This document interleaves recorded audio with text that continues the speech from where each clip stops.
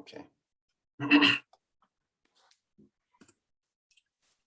I mean, I will be fielding your questions. I'm sorry. I'm trying to set everything up. I'll be fielding questions, so there will be a chance to ask questions if you just raise your hand, and I'll try to get to them as soon as I can once the reading is completed and once we've had a chance to talk myself and Mikhail again. And anybody who wants, here is the YouTube live link. If somebody is unable to join us on Zoom, that's the link to watch on YouTube live. That's the link to the interview. And I'm going to go ahead and get started here. We are going to be recording. So some people want to be able to look back at this reading. So I will also just fair warning. Okay, so I'm going to begin now, and then I'll introduce Mikhail, and then we'll hear him read and have some questions. Are you ready, Mikhail? Yep. Okay. Let me see.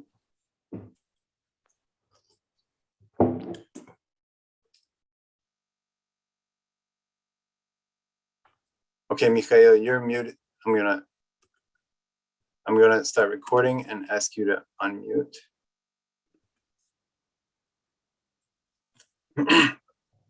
Okay, welcome. Today is a reading with Mikhail Iossel. I'm Ian Ross Singleton. I'm a writer who met Mikhail through having a great opportunity to do this interview, which I put into the chat earlier. And I also wanted to continue the conversation, so we decided to try to set up a reading on Zoom.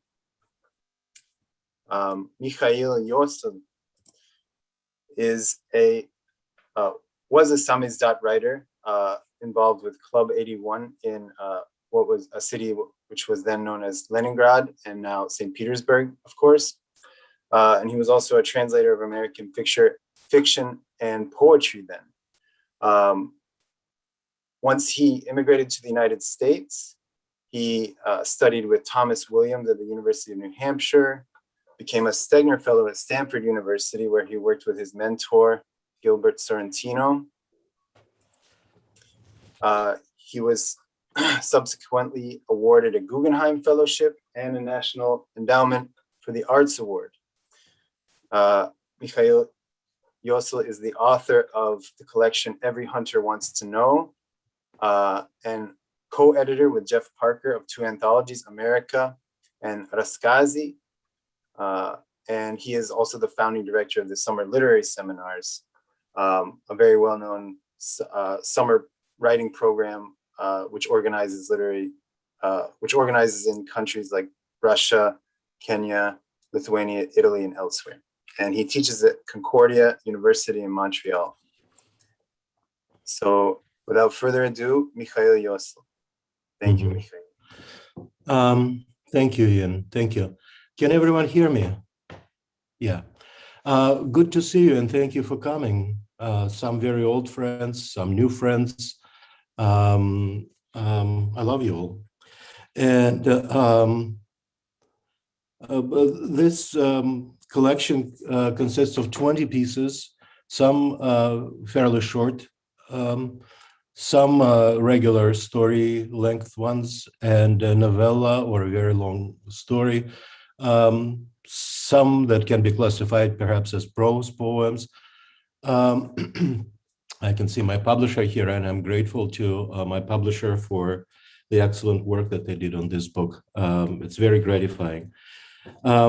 So some of the texts are autofiction, some pure fiction, and so on. Let me read for maybe 15 to 20 minutes, and then Ian and I will have a conversation. And I'm grateful to Ian for the terrific questions that he asked me for the interview that was published in Fiction Writers Review. So I'll try not to go excruciatingly long and not to read something kind of deliberately boring. The night Andropov died, and for people who, well, most people here, of course, know who Andropov was, but if you didn't, that doesn't really matter. It was an evening like many others. The dedicated drunks, Lyoha and Olezhik, two of my fellow security guards at the Krestovsky Island amusement sector of the Leningrad Central Park of Culture and Leisure, were sitting at the large plywood top table in the main room of the amusement sector's administration cabin, finishing the last of the 3 bottles of toxic ersatz sport purchased with money I had given them earlier in the afternoon at the nearest liquor store, the one on Balshaya Zelenina Street, some 10 bus stops away, in exchange for their agreeing to take my shift at some unspecified point in the foreseeable future. The two could not have looked more dissimilar. Lyoha, who was in his 30s, was flaxen-haired, flat-nosed, pale-eyed, void of any hint of muscle tone, while Olezhik, pushing 60, presented to the world a cue-ball bold, sharp-featured countenance, yet trumping all the superficial differences between them was the simple hard fact that they both belonged to the timeless, ageless, million-strong army of eternal Russian alcoholics. For the past couple of hours, they had been complaining bitterly to each other about their lives. They effectively had none, no families of their own, no money, no worldly possessions to speak of, just the acrid smell of their tiny rooms in decrepit, overcrowded communal flats, and no reliable, realistic expectations of any kind for a better, more dignified future. While they talked, I was reclining with my eyes half closed in a half-broken armchair by the window, beyond which, in the dark, in the meager moonlight, covered in snow, loomed the hulking diplodocus of the city's only and the country's oldest roller coaster. It was enormous, ominous, and comforting at the same time. The Russian for roller coaster means American hills. You could always simply kill yourself, Lyoha suggested to Olezhik in a solicitous tone. As long as there is death, there is hope. There's something always to look forward to. Don't lose heart. There is tunnel at the end of the light. Pouring out into 2 cheap faience cups the remains of the swill in the bottle, Olezhik shook his head with a heavy sigh. Too fucking late, Lyoha. Too late. I missed my opportunity to kill myself when the time was right, and now it's too fucking late. Now I'll just have to fucking wait until it fucking happens naturally in due course of my growing decrepitude. There is nothing to be fucking done about it now. Okay, well, here is to merciful death. He raised his cup with his pinky held apart from the rest of his dirty, hirsute fingers delicately, high society style. To death, Lyoha echoed, and they clinked their cups and drank greedily. You two should go home, I told them, yawning. It's late, and it's been my shift for 3 hours now, and I just want to lock up and go to sleep. They turned their wistful, wet faces toward me. Ah, traitor, traitor, Olezhik said with feeling.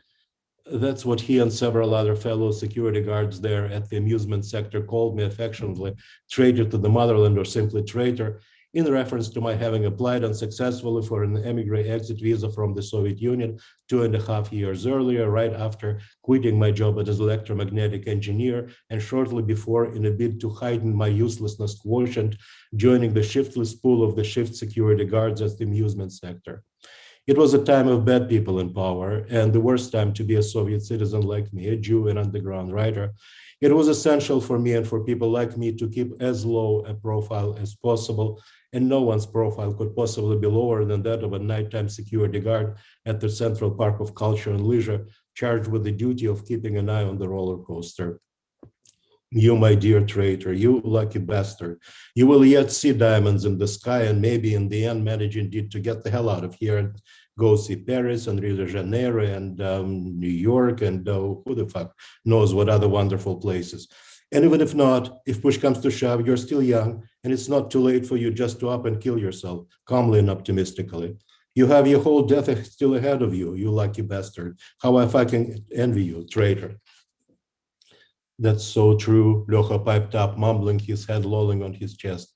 Out, Olezhik, Lyoha, out, I told them. I'm tired in the American hills and I need some privacy. We want to be left alone. Out, out. You can take the empties with you. That'll be enough for a couple of beers come morning. You'll miss this bus and there won't be another one until midnight. When finally laughing like mad children and cursing, tripping, and falling all over themselves on their way down the steep flight of stairs and out the front door. They had gone. I looked up after them and wandered aimlessly around the cabin space for a while, not quite certain what to do with myself. I didn't feel like plowing my way with an English language dictionary through the book of contemporary American short stories that had been left behind a couple of weeks earlier by some rare, wayward foreign visitor to the underground literary club to which I belonged. Sometimes during my night shifts, one or two friends would come to the amusement park to keep me company, bearing bottles of wine, and we would while the night away drinking and talking about everything and nothing, about the humdrum lives we'd lived thus far and the imaginary ones that we hoped still lay ahead for us. This evening, however, the night air was downright frigid and the hour was already too late for visitors. I went back to the main room and with a spare key that I was not supposed to have, I unlocked the amusement sector's administrator's office. It was pitch dark in there and the stale air smelled thickly of ersatz port. It didn't take long to find what I was looking for in the desk's cluttered bottom drawer, an old portable web spidula, the compact yellow plastic box with black trim, and an intensely green cat's eye of a dial, the exact replica of one that I and millions of other Soviet citizens had at home. Back in the main room, I turned the radio on. The air filled instantly with a forest's worth of joyous sounds. Here in this remote, wooded, sparsely populated part of Leningrad, you could actually get a few foreign stations on the radio. The routine beast-like howling of the KGB jamming frequencies, which suppressed the shortwave radio broadcasts in Russian by quote enemy voices in larger residential areas along the giant city's irregularly shaped perimeter, was muted, depleted of energy, and disinterested in itself, as though unwilling to carry out its patriotic duties. I had three enemy voices in Russian to choose from: the Voice of America, the BBC, and the German Wave. Radio Liberty, deemed the most perniciously and openly anti-Soviet by Soviet counter-propaganda officials, was unintelligible everywhere in Leningrad. They were playing moody jazz on the German Wave. The BBC disappointingly offered an in-depth overview of the contemporary London art scene. The Voice of America, however, was a different matter. As soon as I tuned it up, I heard the broadcaster saying in a baritone too melodious and a Russian too correct to belong to someone living in the chaotic midst of it, the official sources in Moscow are unofficially reporting the death of General Secretary Yuri Andropov after a long Yuri Vladimirovich Andropov, the refined, bespoke, suit-wearing, tennis-loving, single malt Scotch sipping, terrible poetry-writing head of the KGB, Brezhnev's successor at the helm of power in the Soviet Union, the butcher of Budapest who crushed the 1956 Hungarian uprising. At that point, as though suddenly realizing that there were dramatic circumstances at hand, the local jamming installation swung into action, commencing to howl and ululate with a doubled fury. I gave the dial a few quick nudges and heard nothing but the same enraged howling everywhere, as though the world had suddenly been taken over by a giant pack of wounded wolves caught in a blizzard. I went back into the administrator's office and returned the spitula to the desk drawer. In the dark, I lifted the receiver of the massive black beetle of a telephone and bringing it to my ear, heard nothing but silence. The line, as usual, at night was dead. I was alone in this tiny world of mine, holed up in my cabin. As far as the rest of the world was concerned, I did not exist.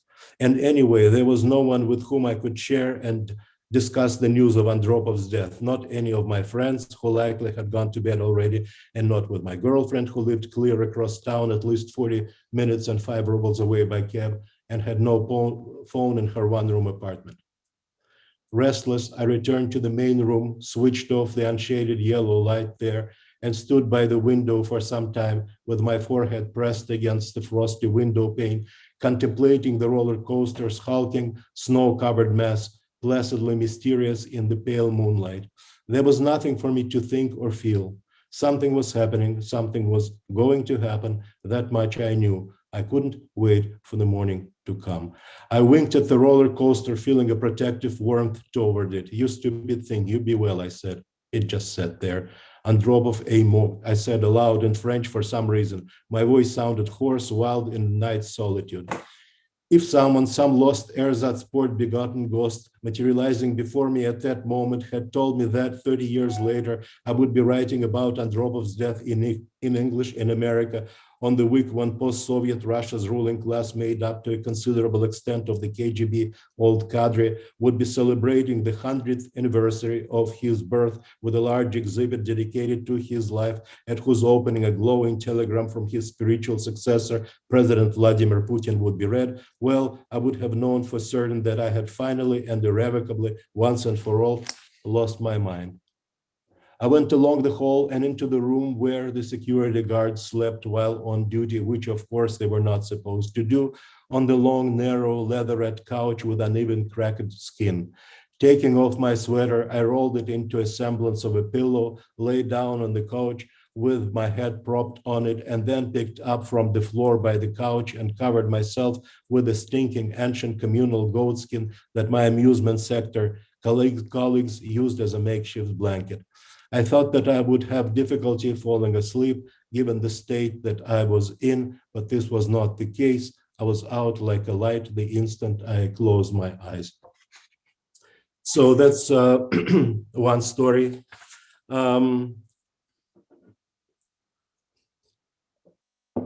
Let me read you a story consisting of one very long sentence. And it's called Sentence. And it actually is on the daily selection on LeadHub today. So, but it was written to the memory of my older friend, and the late great poet Arkady Dragomoshenko. And it basically depicts one night in that underground literary club, underground in a manner of speaking, because the events here take place on the mansard floating high above the city, in a building that was scheduled to be demolished. So it was unpopulated except for us. We were kind of squatting there with the theater studio of Eric Gorashevsky and the translation, quote unquote, translation sector of the Club 81, which was an interesting time. So, sentence.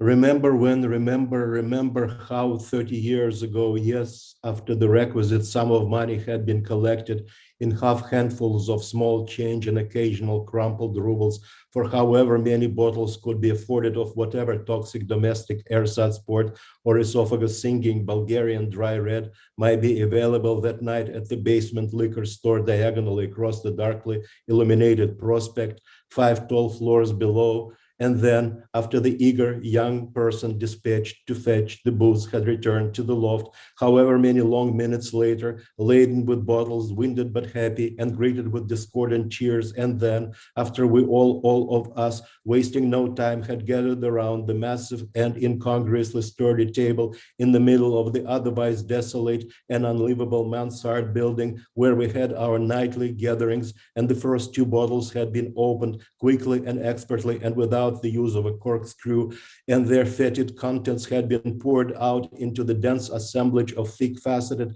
railroad tea glasses and dainty mayonnaise jars and cheap china teacups with chipped edges, amid the flowering of dentally challenged Leningrad smiles and the animated rubbing of hands, whereupon all of us would claim for ourselves one of those mongrel drinking vessels and take our seats on the motley assortment of rickety throwaway chairs and milk crates around that inexplicably elephantine table in the middle of the empty, dusty, decrepit loft space, and then, as if on cue, pause for a few beats, fall silent for a protracted instant or two, lifting our heads or turning or half turning to face the dark window all at once for no clear reason, strictly because of some unspoken and almost unpremeditated ritual, putting ourselves wholly into that moment with nothing preceding and nothing following, as it were. Well, do you remember how just then, as we were sitting there in that sprawling, empty, dusty, unlivable mansard loft, with the scuffed, uneven floors and the cracked stucco walls and the exposed electric wiring and all manner of disagreeable smells, inside that odd moment or two of hushed silence, not even dragging on the hard-bitten, lighted Bellamores in our mouths before commencing to drink the night away there on the rooftop level of that uninhabited, condemned five-floor building on Chernyshevsky Prospect, a stone's throw away from the vigilantly guarded US consulate, to say nothing of the distance to the eponymous upscale metro station, partially visible from the loft's window at a sharp angle during the light time of day, which is to say never, since we never went there before dark or in the light time of year, and it was always very dark when it was dark in Leningrad. Back then, yes, how we, a small gathering of momentarily silent, semi-underground young people seated around a massive rectangular table in the middle of a sprawling, empty, dusty loft up at the top of a condemned and otherwise unpeopled Dostoevskian building in the stark yellow light from a couple of bare light bulbs suspended from the concave, cracked ceiling on twisted lengths of black cord. Yes, how we, all of us, momentarily silent and not even dragging on the lighted Bellamores in our mouths, peering intently out of the dusty and forever winterized, yet still drafty, cracked old window and into the immense pitch dark outside, the unconquerable boreal Leningrad wintry darkness made darker still by the tiny yellow dots of thousands of windows in apartment buildings near and far, just a small gathering of 10 or 20 of us, semi-underground and altogether inconsequential, prematurely young and childlike people between the ages of 20 and 40, peering in silence into the great and boundless yellow dotted darkness that enveloped our part of the vast and great and terrible country to which we solely belonged, the largest and darkest and strongest and strangest and most terrible country in the world, which we likely knew would never let go of us, never release its mortal grip on us, because it owned us by birthright, chapter and verse, body and soul, though mainly body. And in the end, it probably would kill us too, just have us suffocate to death on its immense darkness and the unimaginable gravity of the black hole that it was, even if it was populated by hundreds of millions of people, our fellow citizens whom we didn't really know or understand, even though we spoke the very same language and knew and understood anything and everything that there was to know and understand about them, which was both not much and an awful lot, the realization of which made us feel all cold and dark inside, though at the same time oddly comforted, frightened and petrified and oddly comforted, still and silent in that yellow fish tank of the empty rooftop loft space,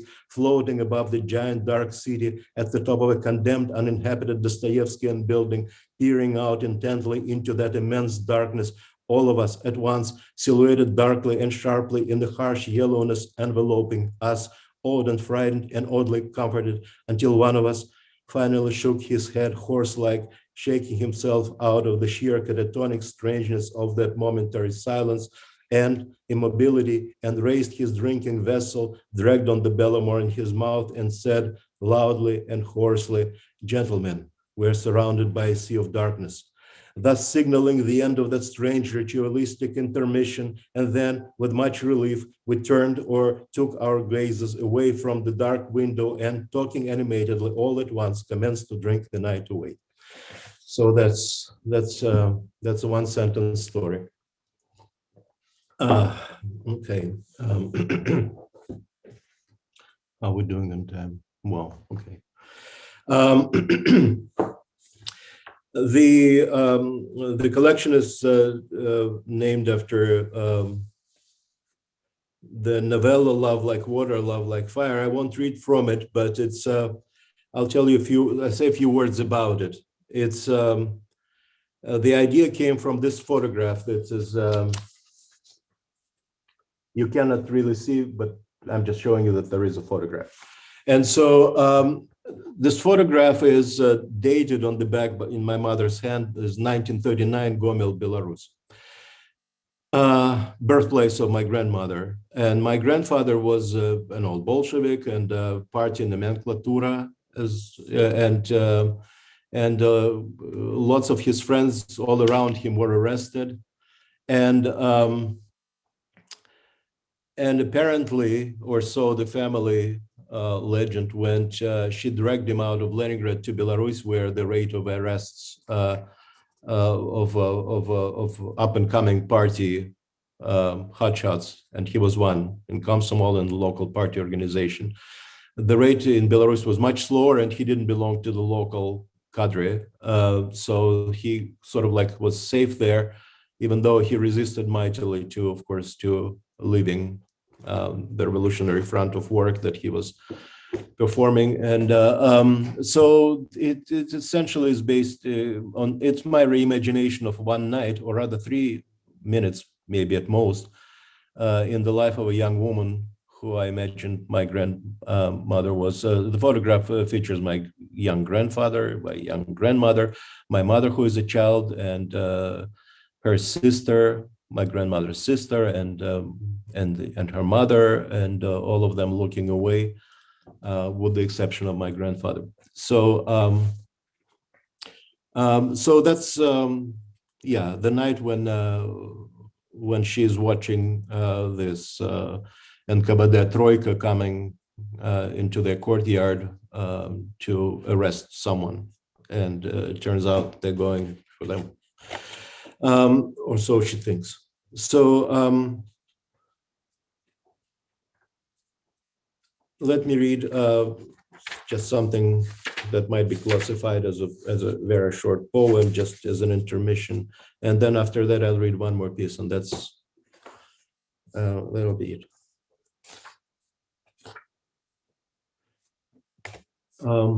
Blue. An old blind man in a long wintry line to the beer kiosk told me once, decades ago, in another lifetime, in a world no longer in existence, in a glorious and terrible city that has since been renamed, that when he was a young prisoner in an Eastern Siberian gulag camp, he wrote poems for an imaginary fiancée at night in pitch darkness on scraps of cement paper bags with an illicit stub of lead pencil by the light of his own eyes. I told him that was a nice metaphor, and he said in response, a little huffily, that it was pure, non-metaphoric truth. Why do you think I've been blind for so many years now? He added in a wistful tone, turning to me his desiccated face with empty eye sockets. I burned them out then, still no regrets. Just imagine that blue light in the night. I told him, feeling a shiver of strange unease scamper down my spine, that I sure hoped his imaginary fiancée had subsequently appreciated those doubtless lovely poems of his.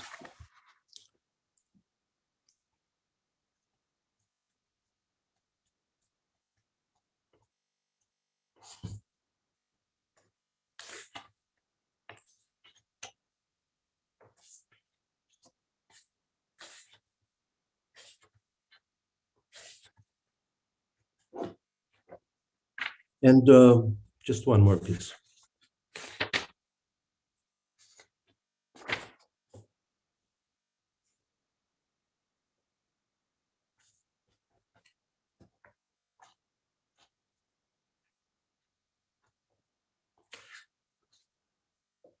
Life, how was it? Someone I hadn't seen in 40 years recognized me the other afternoon at the Strand bookstore. In middle and high school back in Leningrad, he had been one of my closest friends.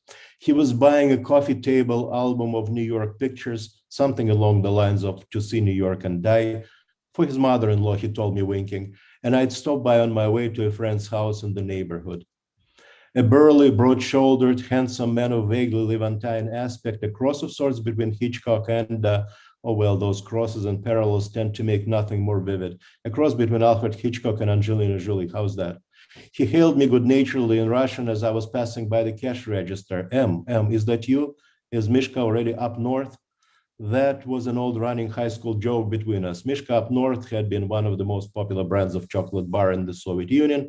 Its wrapper pictured a dignified-looking polar bear strolling along a massive flow of Arctic ice. Mishka is the common loving diminutive for any kind of bear in Russian, be it black or polar. Mishka, of course, is also a diminutive, highly irreverent and childlike form of Misha, which itself is a diminutive of Mikhail, which is my name.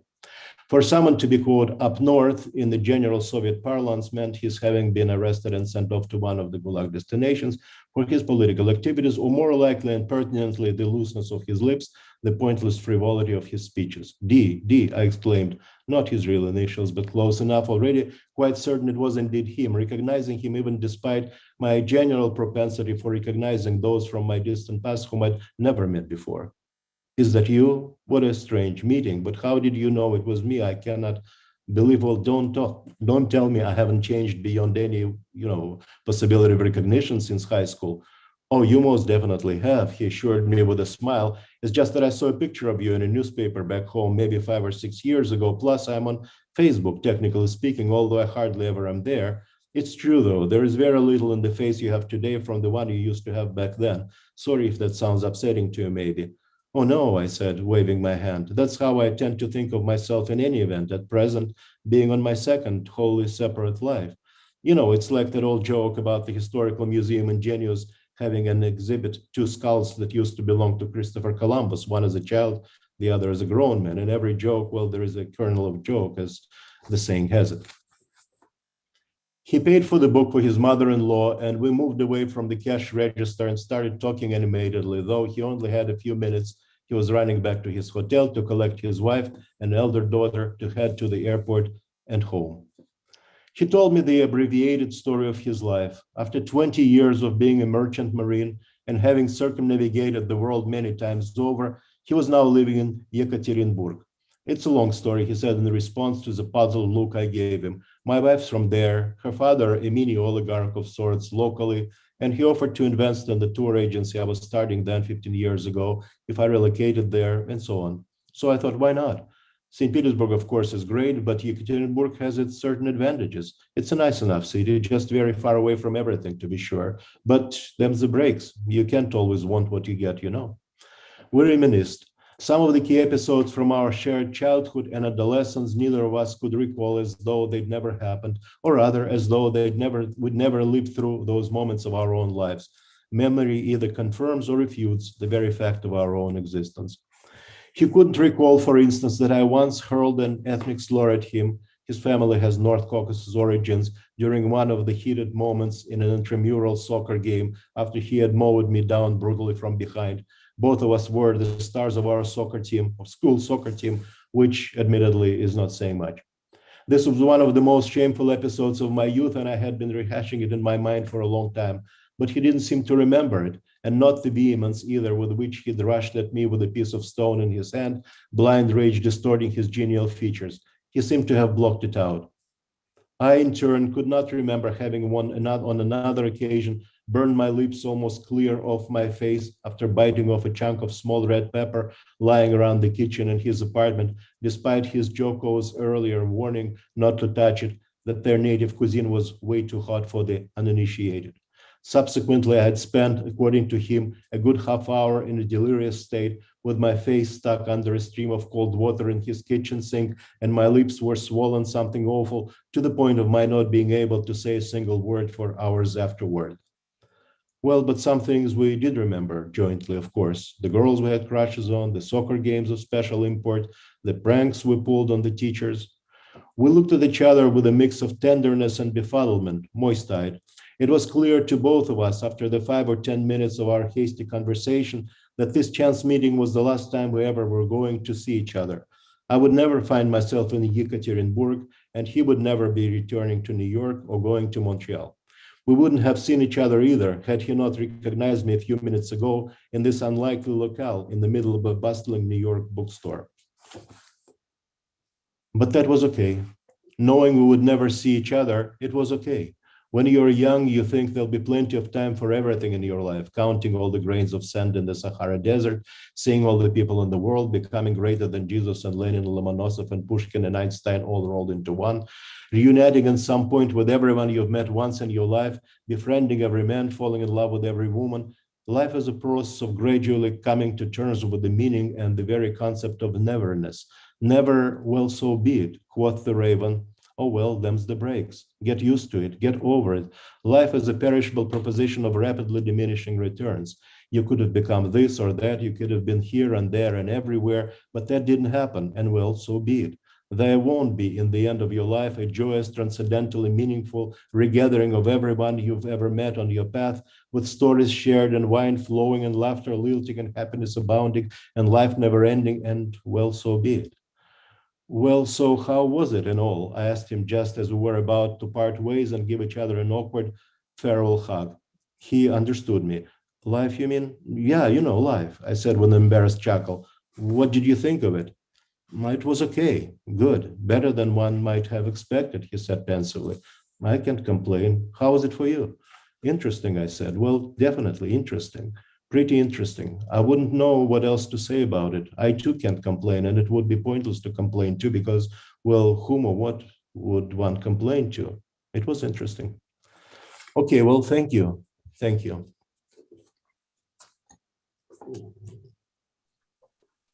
Thank you, Mikhail. I wanted to say after you read sentence, I just wanted to say wow, and just let that sit in the air, because just beyond the execution of writing that story, reading it is a feat unto itself. I mean,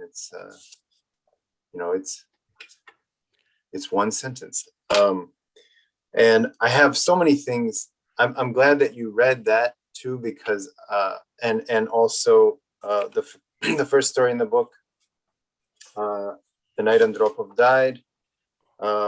Those all, we didn't really talk about those in our interview, so I was pleased, and I have things that I wanted to say about those individually, but I've already gotten some questions, and I do want to.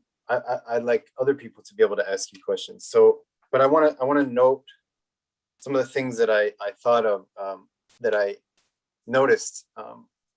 We in our conversation earlier, that's published in Fiction Writers Review, we talked about how in a later story, when you were depicting workers, there was you chose not to use the word fucking, but at the first story you used it. So that was something interesting I noticed, and now going back, I would have revised that question.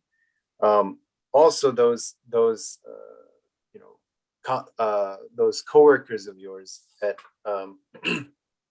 at the amusement park, they would say things like, "There's a tunnel at the end of it. There's tunnel at the end of the light," or "You've still got so much. Your death is still so much ahead of you." These reversals, these joking reversals of language, in this last story that you read, "The Kernel of a Joke in a Joke." That's also something that I think we could talk about. I would love to hear what other people think about that. And then this idea in sentence that we should all the people of the Soviet Union should know each other. We all speak the very same language, but then when you talk about the title novella, "Love Like Water, Love Like Fire," which is something we did talk at length about, there's this idea that your grandfather and grandmother really couldn't, even though they spoke the same language, they couldn't talk about some things because of the political situation in which they were both in the same situation but also different. Again, something we could talk about. But I finally actually do. I'm getting to a question, which is more about that part in the first story you read, "The Night Andropov Died," where you say, where you you take a moment. Excuse me. It's I think one of your auto fiction stories, and you take a moment, a paragraph, to step back and reflect on the narrative present, I guess is what we would call it, that you're now, decades later, writing about that night in the United States, with this perspective. So my question has to do with that. You have great endings. So and that title story, there is kind of a, I would say, there's a reconciliation in your stories, especially the auto fiction stories. And when we talked, you mentioned that you find a memory, and the most vivid memory, because memory is imagination pointing backwards. I'm quoting you from our interview. The most vivid memory is the truth. So at the end of these stories, there's kind of a recognition in this. Even in Andropov, there's the night Andropov died. There's this idea like that you thought you wouldn't be able to sleep, but actually you were okay. So these revelations that happen, did they happen at the time, or did you come to those revelations through the writing of these memories, through the re-remembering, through the through the creating of auto fiction, as you call it? That was the question. Yeah, I think so. Yeah.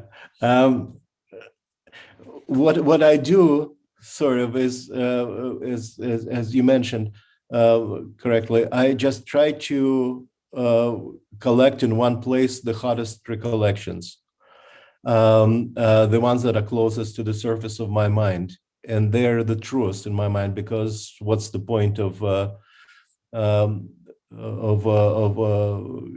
writing the truth you don't remember? So you just collect in one spot, under one umbrella of one text, all the brightest points of recollection. Most of, in that particular story, most of that happened the way it did. I did every time I would go and unlock my supervisor's office and go and take the Speedler, Web Speedler, the shortwave radio from there, and I would try to listen when I wouldn't be there with friends and so forth. And so that's how I actually did hear about the death of Andropov. I remember excruciating sense of loneliness that I couldn't share it with anyone because it was momentous. Because Andropov was a singularly sinister figure who, in his short stint in the Kremlin, managed to push the world much closer to the edge of nuclear war than his predecessors. And so that's how it happened. And every night I would lie down on that couch, of course, and I would cover myself with that goat skin, sharply smelling, and try to sleep. So all of that is true, but there must have been like variations that I don't remember. But essentially, this is all I remember about being there in that one night, attached to this one momentous event. Attached to this one momentous event, which I generally like to do, to sort of like to juxtapose the mundanity of one's own life to and the events of the larger world. That's how the larger world finds you in this moment, and that's how it found me. And I most assuredly did fall asleep eventually, because what else would there be for me to do? I couldn't talk to anyone, and there was a limited value in conversing with a roller coaster. But that was the only presence actually in my world at that point. That was the only thing that I could see. And in the 4 years that I kept my eye on the roller coaster, nothing bad ever happened to it. So I came to feel like protective towards it. So I mean, you started out that story by thinking of explaining who Andropov was, just in case anybody didn't know, which is possible. But then you said it doesn't really matter. And so this is the night Andropov died, but you heard about it from the Voice of America, whereas the other story is the night they told us Brezhnev died, which is a different story, because in this story, you're hearing it from the Voice of America. You're not hearing it from an official Soviet source, whereas the night they told us Brezhnev died is when it was actually officially announced. And so this ending of the revelation, or I guess maybe it's a kind of a revelation. I think I'm still going to call it that. You're like, okay, I have this momentous thing has happened, but actually, I can fall asleep. It's not that big of a deal. Just as you introduce the story, it doesn't matter. There's kind of maybe a little bit of, what can I say? You can kind of show that Andropov, yeah, he was singularly evil. So it's kind of like good, almost a good riddance type feeling at the end. Well, obviously, Yeah. of course, it was a good feeling, but the overwhelming feeling of being one of relatively few, probably very few people in Leningrad at that point who possessed the knowledge that he had died and not being able to share it with anyone but the roller coaster. But you asked earlier whether essentially I write it all out how I remember it. No, you have to have hold out for a possibility of surprising yourself in the process of writing all the time. Otherwise, it's just boring. And so, as I also mentioned in that interview, not knowing is one of the most important elements for me. Lots of gets discovered in the process of writing when you just get going. In order to get going, I need to have an interesting sentence or a turn of phrase that I will be able to repeat throughout the story. And I need to find a certain rhythm. And then once I get going, then, after first two paragraphs, I know that I'm on firm ground and that something interesting is going to happen. And I will write something that will surprise myself at some point. Like, for instance, that for some reason I said Andropov is dead to a roller coaster in French, which I didn't know. I have no idea why. It's just one of those things, just for absurdity's sake. Because roller coaster could care less which language I spoke with it. It couldn't hear me. So as for Andropov, whether it matters or not, actually the short passage about who Andropov was added by my New Yorker editor's request. She said, "You'd be surprised how many people would have." I said, "You can't be serious. New Yorker readers would know who Andropov was. You'd be surprised," she said. So and actually I wasn't surprised. But so I added that sentence, but I also made it sound as one of the two instances of breaking onto the surface of the present tense, which is autofiction, but not nonfiction.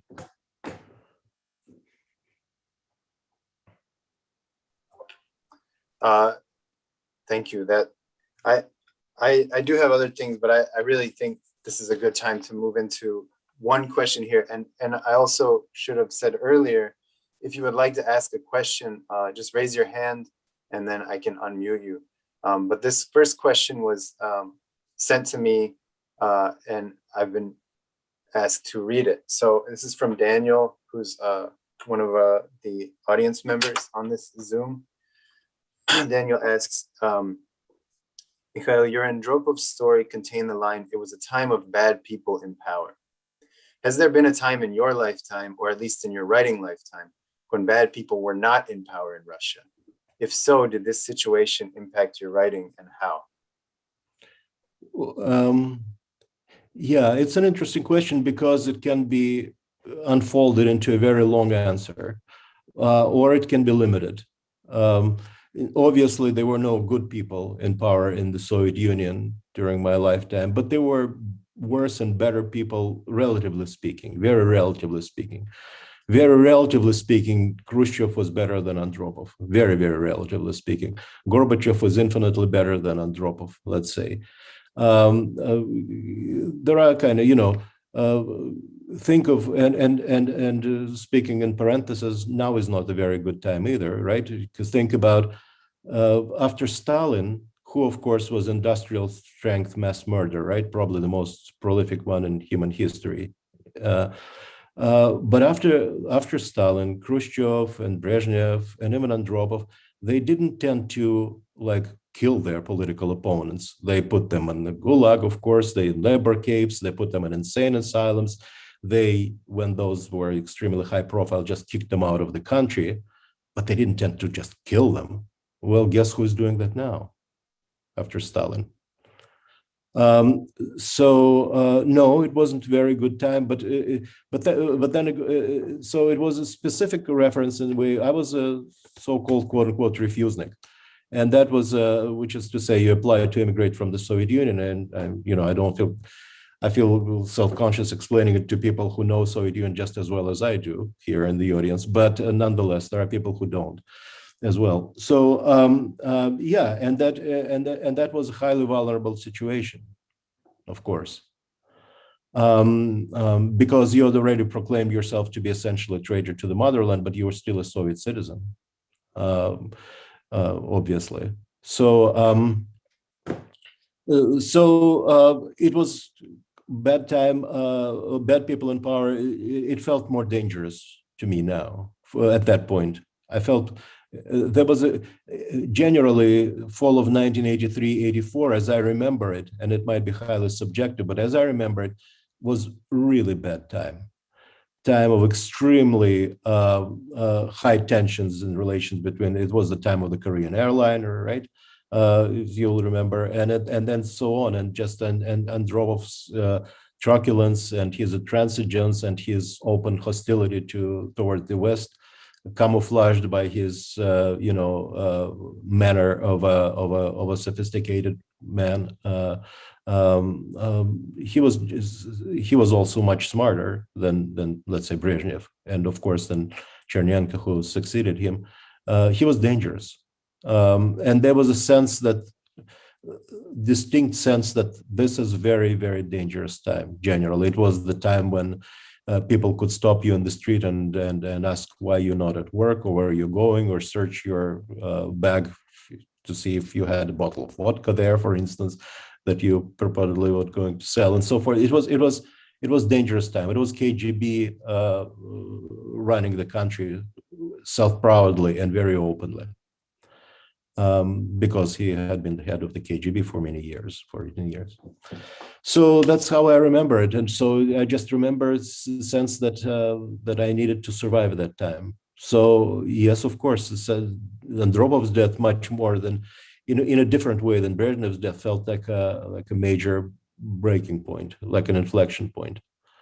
Brezhnev's death simply meant that the whole era had come to an end, and that nothing will be like it used to before. With Andropov's, there was a sense that you managed to survive a dangerous time. Like a sense of relief. Yeah. You can go to sleep now. Yeah. So the next question comes from Domnita. How many drafts did the Andropov piece go through? It feels like it went through just one draft. Well, it's also an interesting question,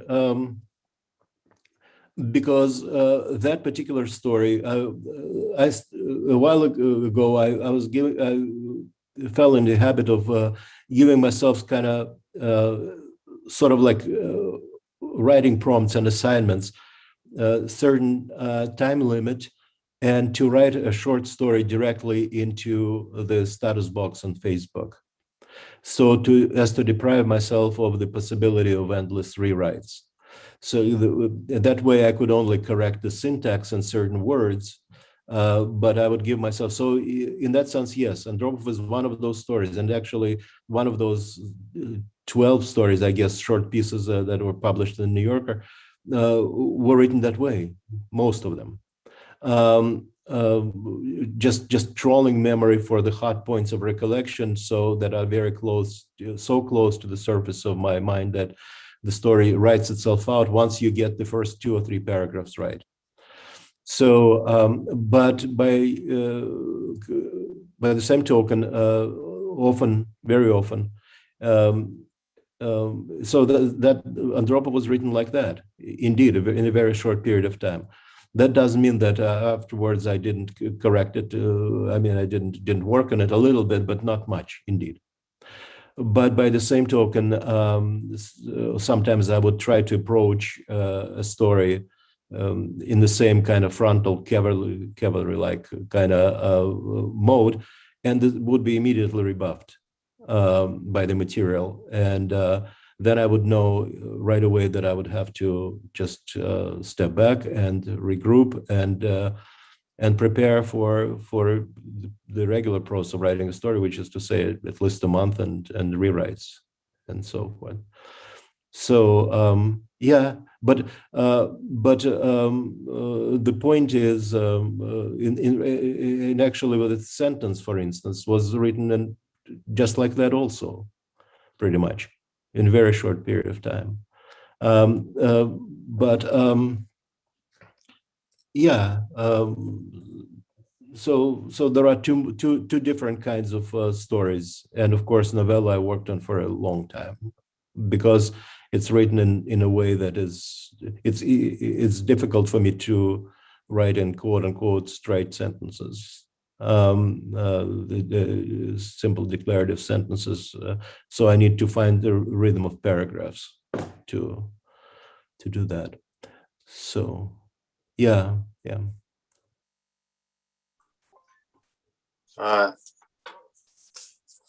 Yeah, I mean, I think you're a lot of your writing, even that last story that you said took a long time, it still has this sense of fluency, in the sense of like just moving forward, driving force. No, life.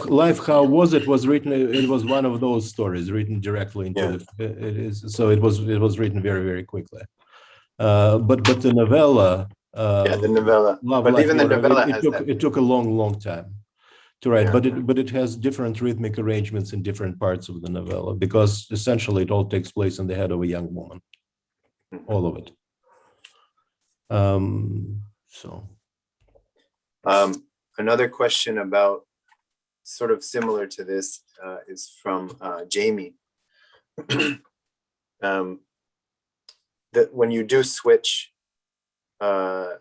from the recollection memory part of The Night Andropov Died to the I mean, when you switch from the part where you're immersed in the scene, in the time, and then you draw back to 30 years later, Putin is in power, basically, more recent times, and how do you know when to make that switch? What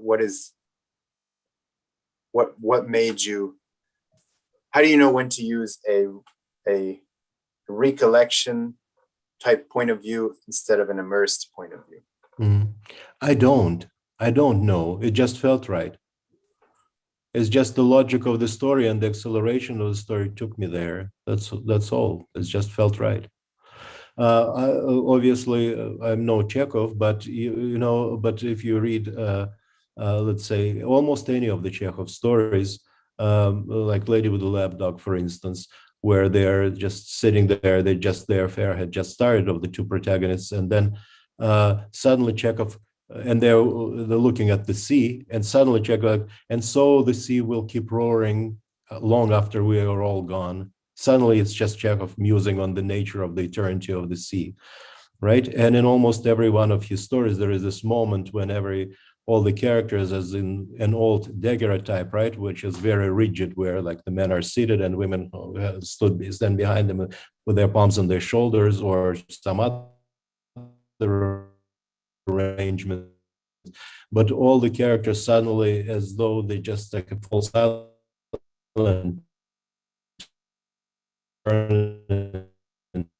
to look at you. Uh, uh, so,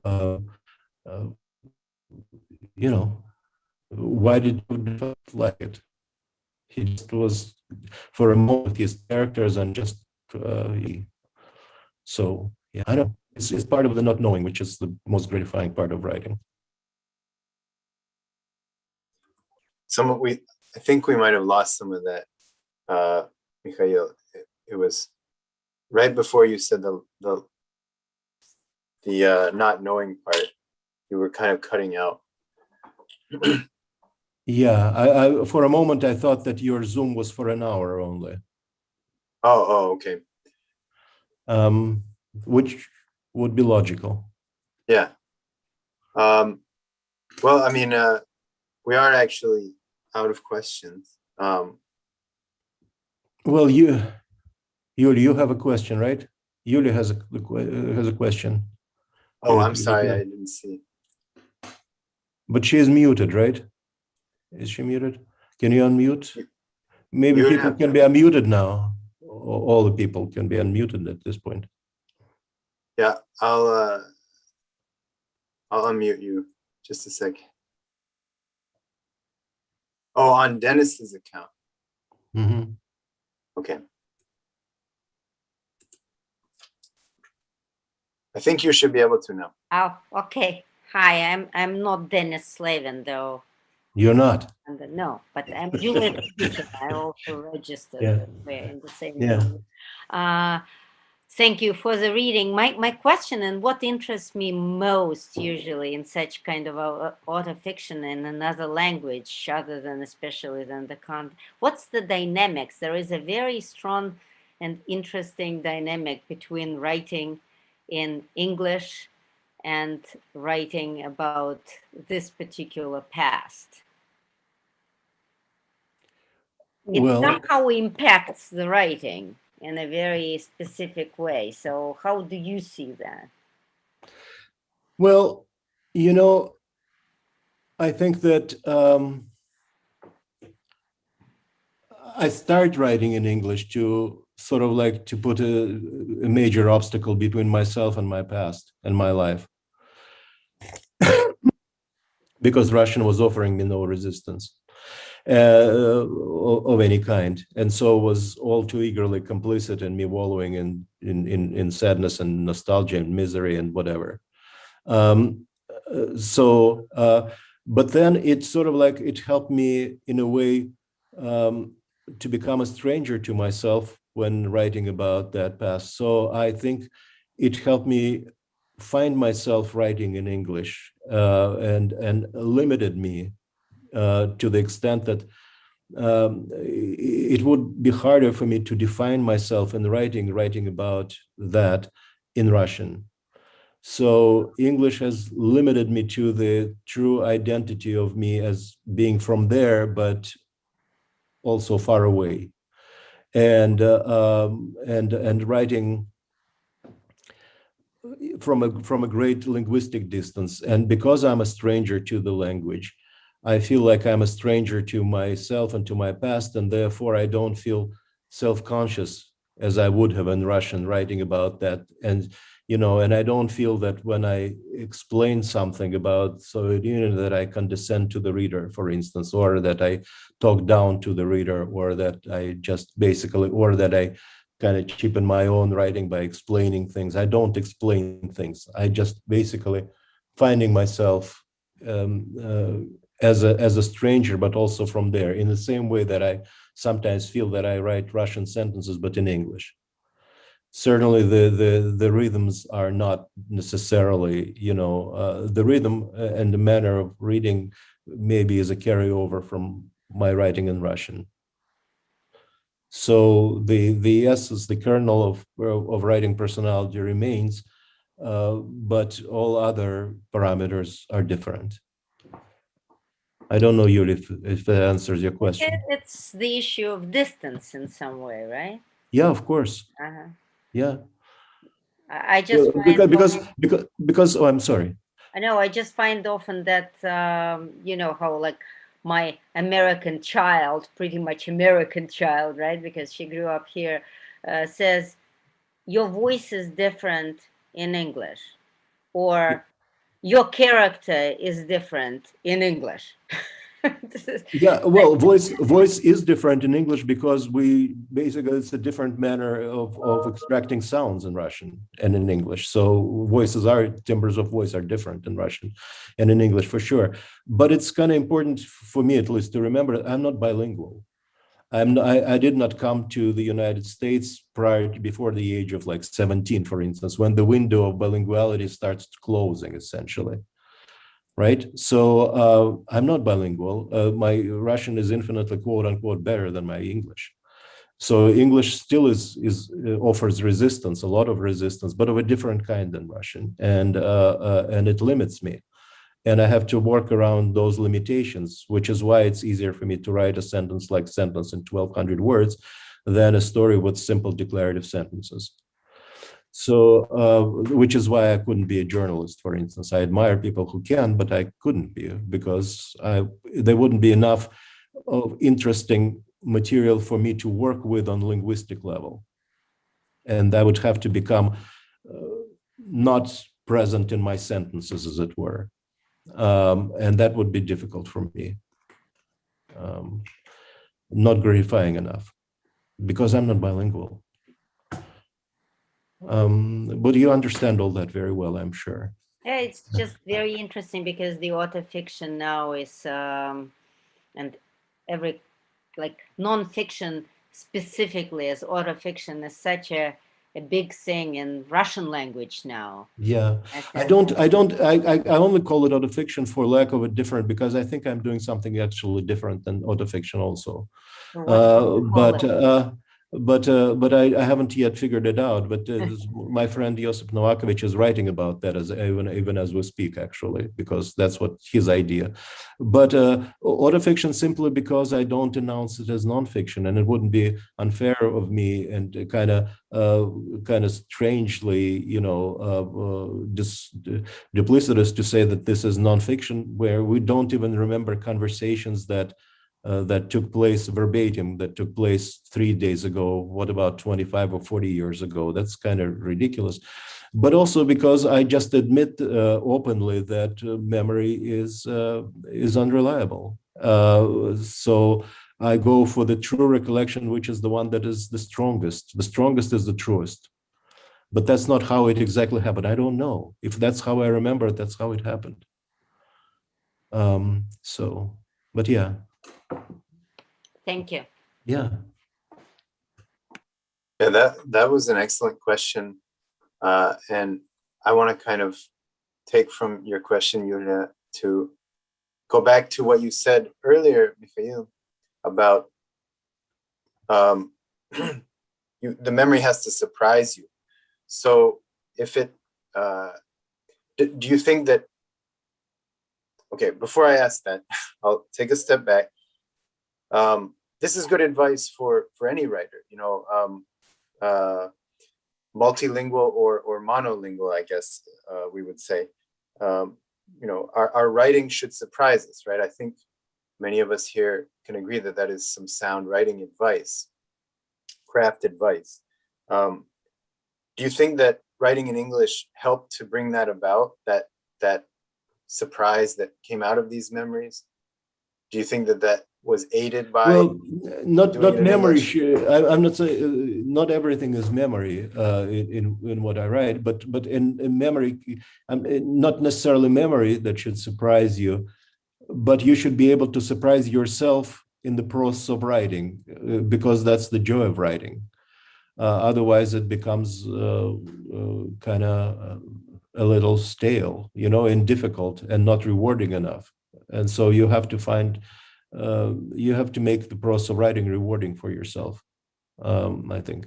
So, but yes, when you feel that you are on a roll, and that the writing generally is going in the right direction, then there comes a point when I feel that language doesn't matter. It no longer is a matter of language. It only when I labor over sentences because the story is spinning its wheels, then, as be it in English or in Russian or in any other language, people start rewriting sentences endlessly, putting in and then taking out commas, rereading their sentences, because basically they haven't figured out yet how to push the story forward. And so, and then language takes over, and then the story basically gets stalled. But when you are on a roll, then you feel that language doesn't matter. It's important to just get the first draft to the end, and to create the very fact of this piece. And then you can just look over it and then see if it's good enough to be left alone or to be worked on. More often than not, I will work on because there is always room for improvement.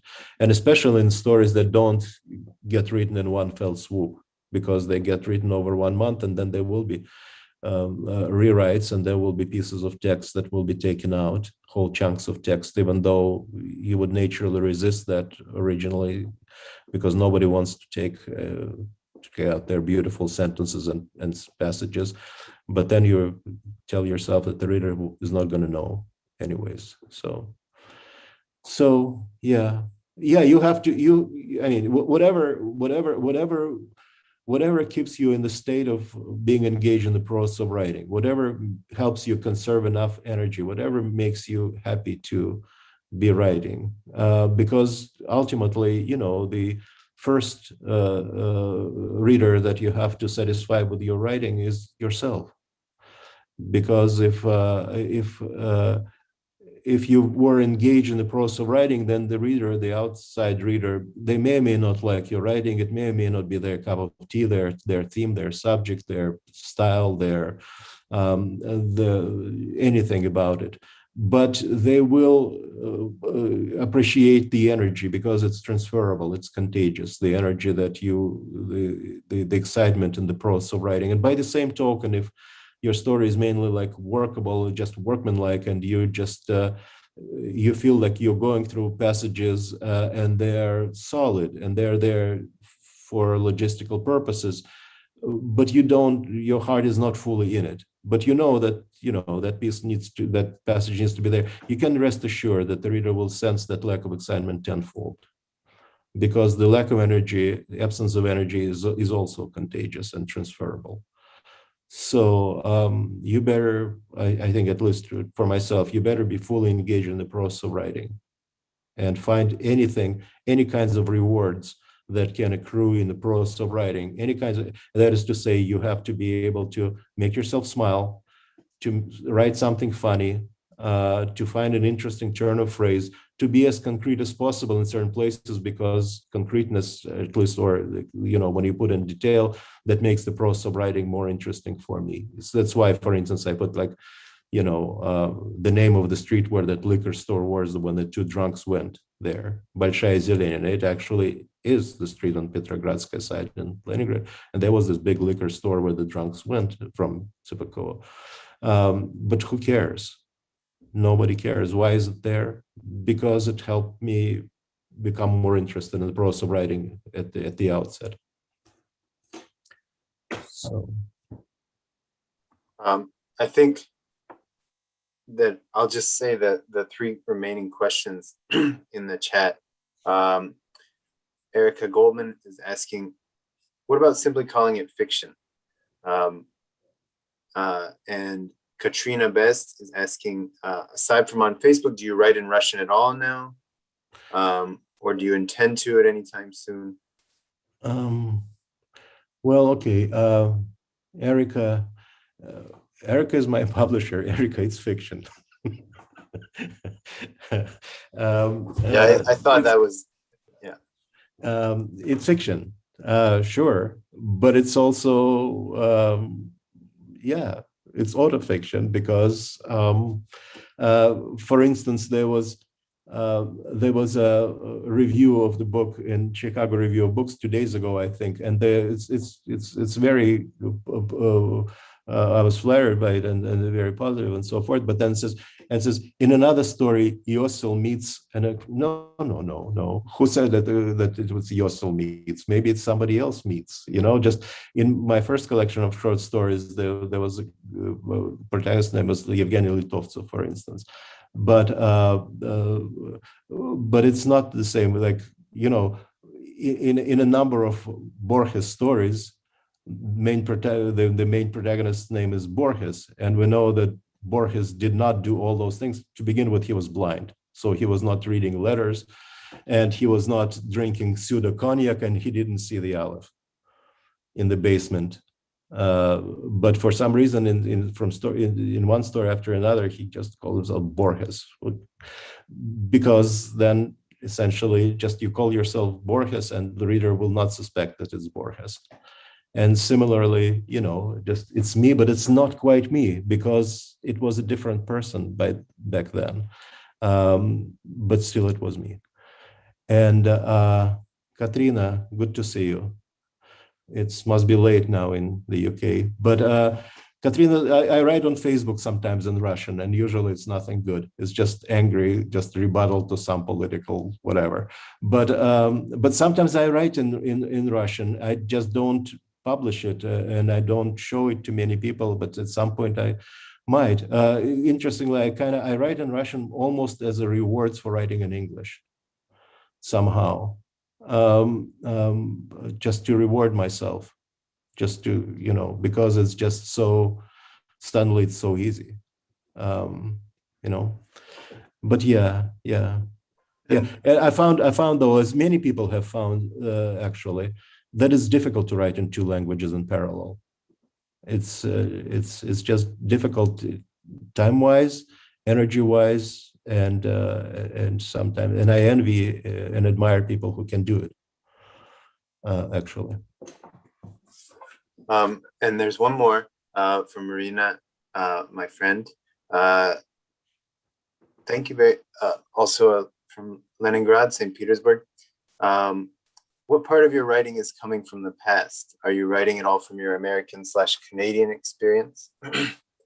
Yeah, there are stories that are set in the modern world, in post-Soviet world, but just not in this book. But those stories do exist, and they actually were in my first collection. There are some that I haven't published yet. But it's true, though, that the weight of the past, the center of gravity, is somehow there. It seems like when one's life gets cleaved almost evenly in half uh, by two worlds, it seems that the first part of the life has more weight to it, is more important. It's like when I first came to shortly after I came to the United States, and there was this rich guy, business guy in Boston, who wanted me to help him write his autobiography. And that project fell through because I just didn't feel like I liked him enough to write his. But he told me that he was then in his 60s, and he emigrated when he was in his late 20s. And he said, all the interesting things that happened to me happened in that. Also, you became a millionaire in this life. And in that life, you were just what? You were just a computer engineer or programmer or whatever it was that he was there. Said, yeah, but all the interesting things that happened in my life happened in the first part of my life. And clearly, the weight of memory is there. It's there, and also because no one even remotely placed that responsibility upon me. It's not even something that I feel I need to do, but nonetheless, I was relatively lucky to have been able to pass through this linguistic membrane at my age. I mean, there are plenty of great, wonderful writers from former Soviet Union and Russia, whom I'm friends with and admire, and they came as children. They came as 7, 8, 9, 11-year-olds, 15 even year olds, anything up until the age of 16, 17. Then you become fully Americanized, and your first language becomes English and Russian only to the extent that you want to keep it going, and especially your parents insist on you still living in it, because the outside world is much stronger than the world of the family linguistically. There is this, and I mentioned it at last reading, there is this iconic, wonderful book which is not well known, but it's a fantastic book written in almost a century ago by Henry Roth, not Philip Roth, Henry Roth, called Call It Sleep, which is essentially about language as the mechanism by which people become Americans. So there is a family from the shtetl from Eastern Europe, and they just watch helplessly as their child floats away from them on this, on this river of American language, the street. He becomes the child becomes Americanized. Parents are stuck in Russian and Yiddish, and on Lower East Side in New York. So I felt that since I, was able to do this, what started like a mechanical exercise, as it were, turned into something that I was able to do. And so I thought then maybe since there are not that many people in my generation able to do this, then I should be able to tell this about that life that no longer exists, about that place that is the Atlantis of the modern world. The Soviet Union is no more. That I should be able, or at least try to tell stories about that life and that world that are gone now. So there was that sense somehow, nothing messianic about it, but just the sense that since, like I said, I was able to do this, I should be able to keep doing this.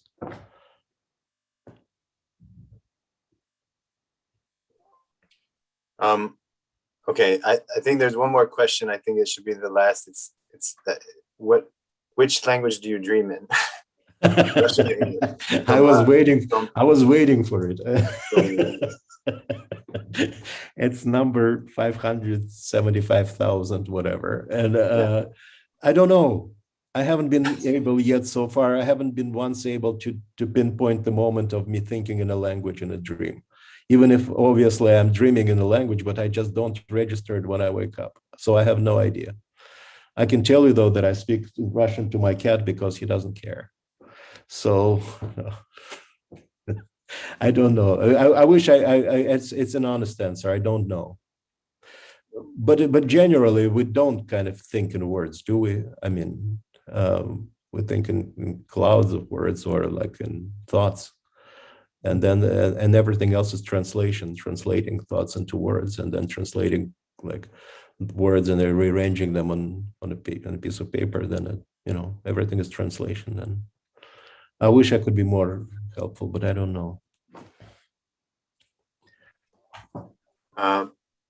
Well, thank you, Mikhail. Thank you, everybody who came. This was a really, that's a banal way of putting it. This was just an incredible early evening of discussion and of a language and literature. And I'm so happy that you all shared it with me. Thank you, Ian, and thank you everyone who came. It was really good and kind of you to come. Thank you. Bye-bye.